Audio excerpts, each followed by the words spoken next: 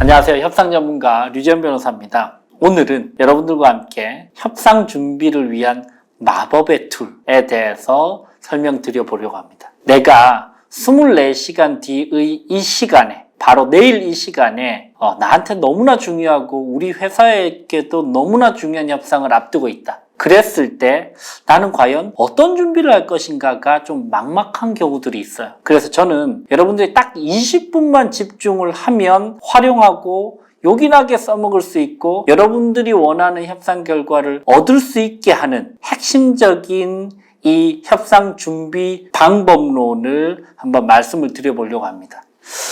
그 내용은 여러분들 류지연 변호사의 협상 바이블이라는 책에 MPS라는 개념으로 제가 담고 있는데요.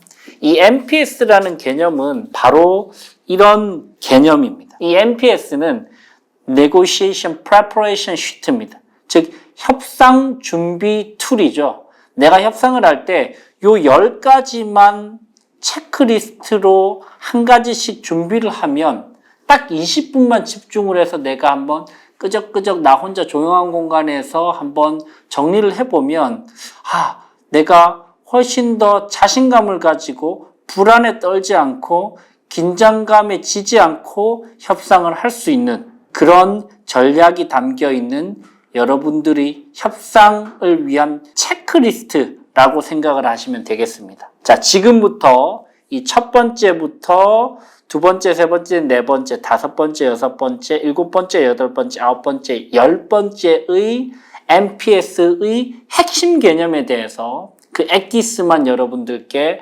설명을 드리도록 하겠습니다. 자, 첫 번째는 목표 설정입니다. 목표 설정이 생각보다 너무나 중요하다는 것이죠. 우리가 협상을 준비할 때 가장 먼저 해야 될 것은 역시나 목표 설정. 근데 이 목표 설정은 그 방법론이 너무나 중요하단 말이죠. 목표를 막연하게 정해서는 제대로 된 협상을 할 수가 없습니다. 목표와 관련돼서는 여러분들이 세 가지 지점만큼은 반드시 명확하게 구체적으로 수치화시켜야 됩니다. 첫 번째 지점은 내가 원하는 지점은 어디인지에 대한 거래 성사 지점입니다. 내가 부동산을 매도를 하는데 나는 10억 원이면 나는 팔겠다라고 하는 이 그린라이트 지점.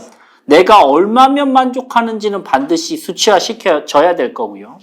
두 번째는 내가 10억 원이면 거래를 성사시킨다고 했을 때 첫째 안으로 나는 어느 정도 지점으로 첫째 안을 걸 것인지 나는 한 11억 5천 정도를 첫째 안을 걸겠다. 이 첫째 안의 지점이 수치화가 되어야 될 겁니다. 세 번째 지점은 내가 목표를 설정할 때 내 방식대로 생각보다 호락호락하게 협상이 진행되지 않을 수도 있습니다. 상대방이 나를 생각보다 강력하게 압박을 했을 때 나는 어느 지점 미만이면 거래를 결렬시킬 것인지 나는 9억 2천만 원 미만이면 이 협상은 안 하는 것이 좋다. 이 거래 결렬 지점까지 수치화시키는 것이 필요합니다. 첫 번째 여러분들의 협상 전략을 위한 목표 설정 너무나 중요하다. 그리고 목표는 세 가지를 수치화시켜야 된다. 첫 번째 거래 성사 지점, 두 번째 첫째 안 지점,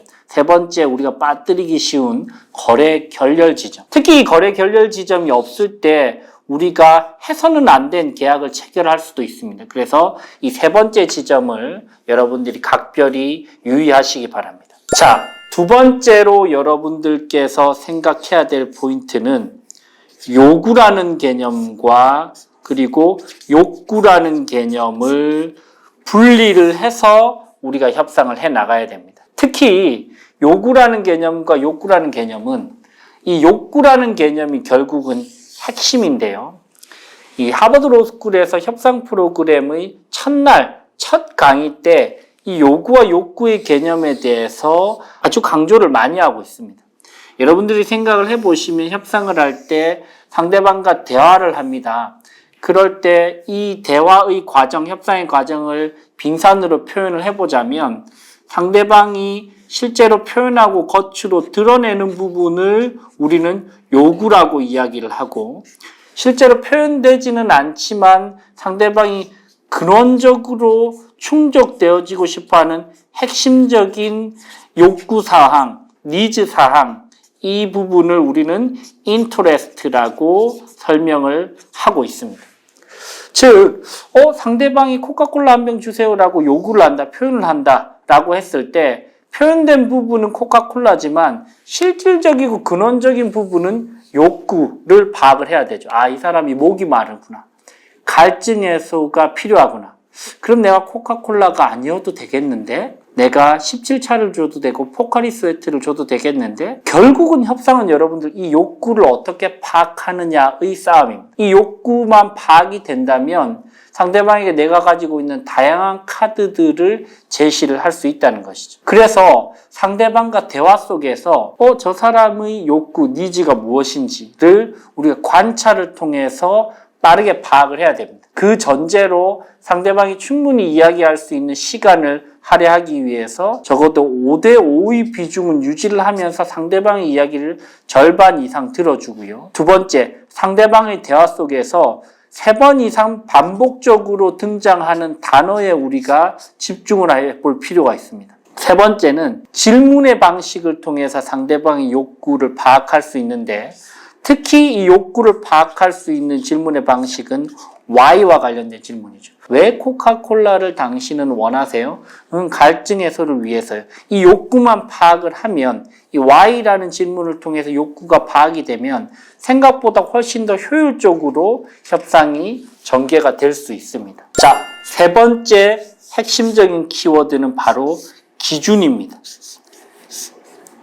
여러분들이 협상을 한다, 연봉 협상을 한다라고 했을 때 나는 과연 어떤 기준을 제시하면서 첫 제안을 할 것인가?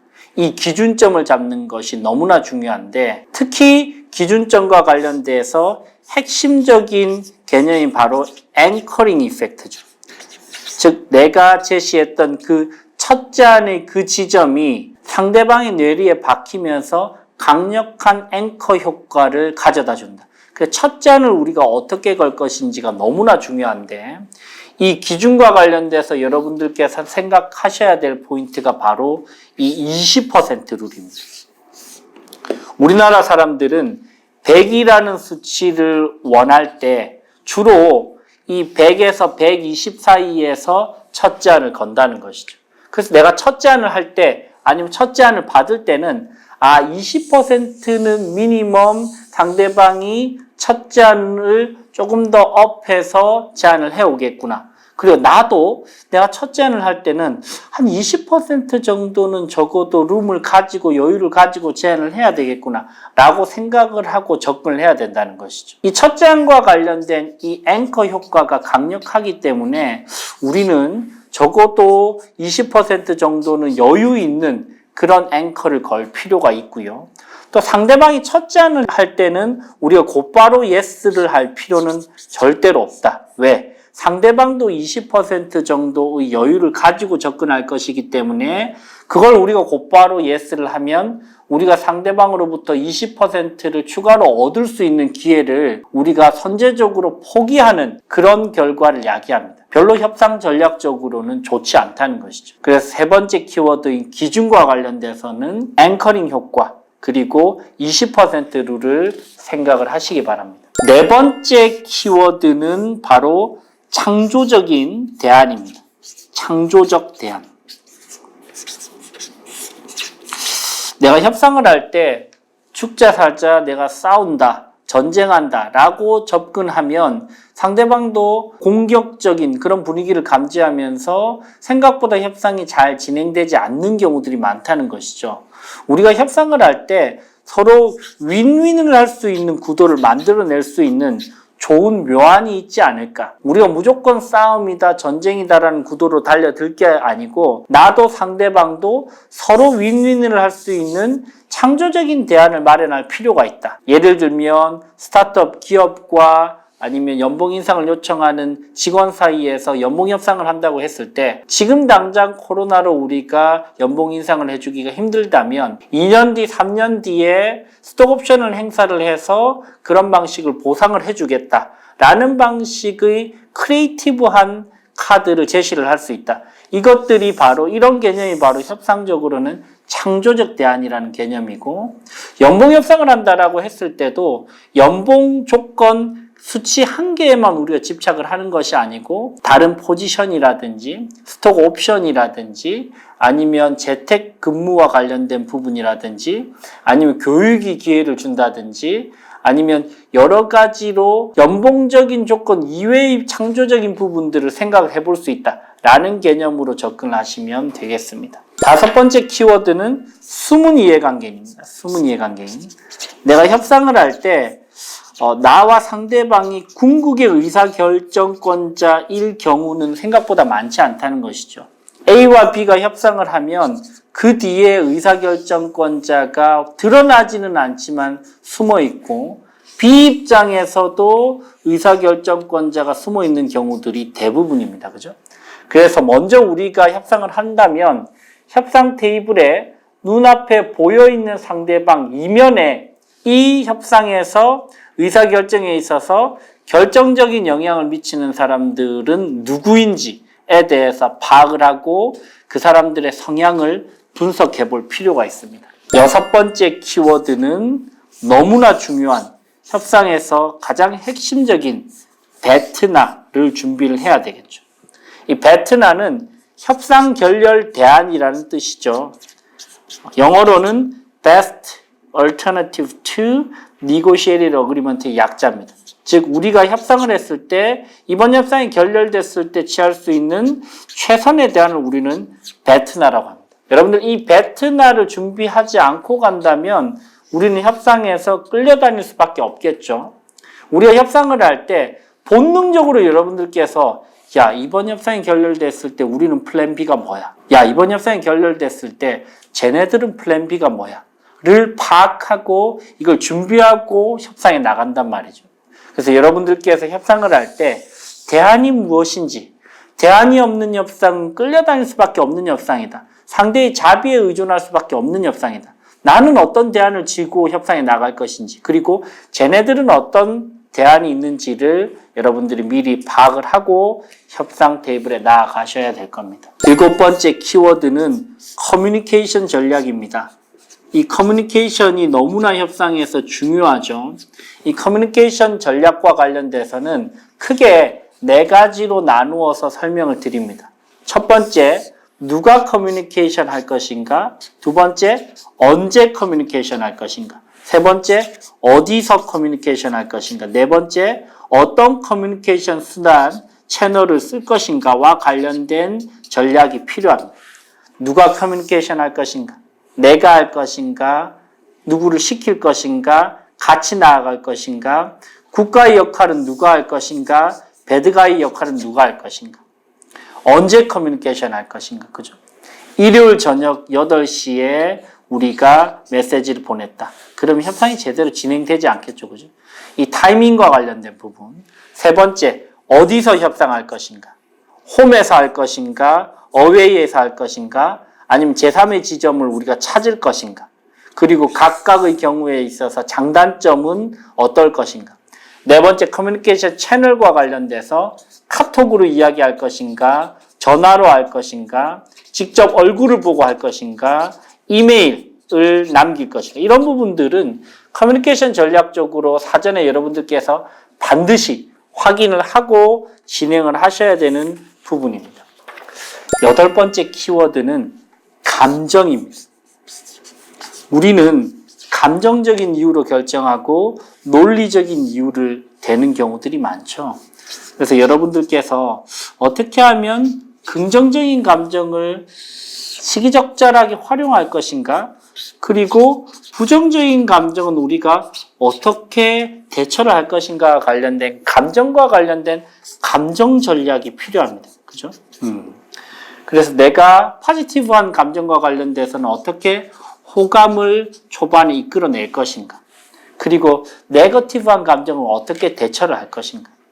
우리는 여러분들 생각보다 상대방을 설득할 때 먼저 감정적인 부분으로 설득이 되고 그 다음에 논리적인 부분, 이성적인 부분이 바뀐 다음에 행동으로까지 이끌어지는 그런 패턴과 경향성을 가지고 있습니다. 모든 것을 이성과 논리적인 부분에만 집중을 했을 때 생각보다 내 메시지가 전달되지 않고 스팸 처리 당하는 경우들이 생각보다 많다는 것이죠. 그래서 여러분들께서 의도적으로 적어도 10% 이상은 감정적인 부분, 감성적인 부분, 나에 대한 호감을 어떻게 이끌 것인지에 대한 부분들에 대해서 전략을 가지고 접근을 하실 필요가 있고요. 긍정적인 부분뿐만 아니고 이 부정적인 감정조차도 사실은 때에 따라서는 적절하게 표현을 해주는 것이 필요하다라는 부분이 요즘 협상학에서는 가장 큰 화두가 되는 부분입니다. 옛날에는 이 포커페이스가 너무나 중요하다라고 해서 감정적인 부분을 완전히 배제시켰지만 최근에는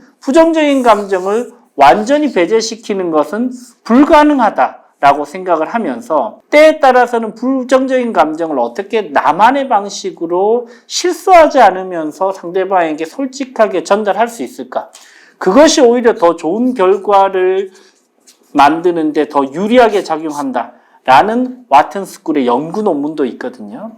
그래서 긍정적인 감정이든 부정적인 감정이든 이걸 우리가 무조건적으로 배제시키는 것이 아니고 어떻게 적절하게 활용할 것인지를 고민하셔야 될 겁니다. 자, 9번째 키워드는 바로 합의를 어떻게 할 것이고 합의의 증거를 어떻게 남길 것인지가 중요하죠. 그죠?